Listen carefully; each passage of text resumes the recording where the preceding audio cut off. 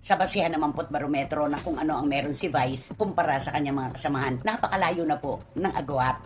Kaya ito pong balitang nakarating sa amin na sinabihan niya ang kanyang mga kasamahan na huwag mag-alala, tutulungan ko kayo, tutulong ako sa inyo, markado po yan, napakaganda niyan. Vice ganda, tutulungan ng staff ng It's Showtime kapag natuloy ang suspension ng MTRCB.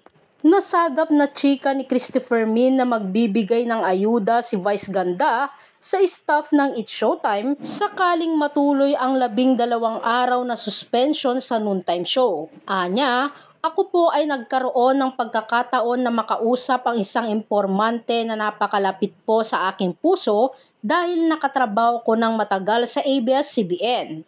Ang sabi niya, dahil stop siya ngayon ng It's Showtime, sa isang pag-uusap ay binigyan daw po sila ng assurance ng pangako ni Vice Ganda na kung sakali raw po na magkatuloy-tuloy itong suspension ng 12 araw ng MTRCB, tutulungan niya ang staff.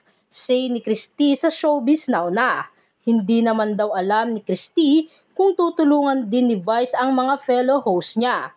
Sa kaloob-looban po ng puso ni Vice, alam po niya na sila ni Ayon ang dahilan kung bakit nagkaroon po ng suspension ang kanilang noontime show. Alam niya yun, hindi lang niya maamin publicly.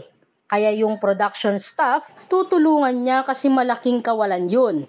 Yung 2 linggo na walang trabaho. Yung mga kapwa host naman niya.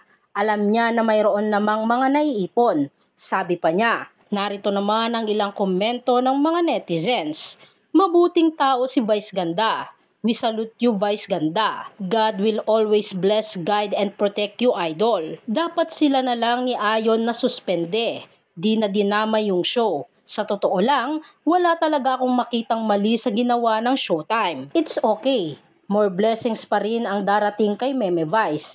Hindi niya kailangan mag-public apology. Mababaw ang issue, pinalaki lang ng mga nagmamagaling, nagmamarunong, nagbabanal-banalan dyan. Si Vice, kahit pa nga mag-retire na siya sa showbiz, hindi na siya mamumulubi pa dahil bilyonaryo na siya.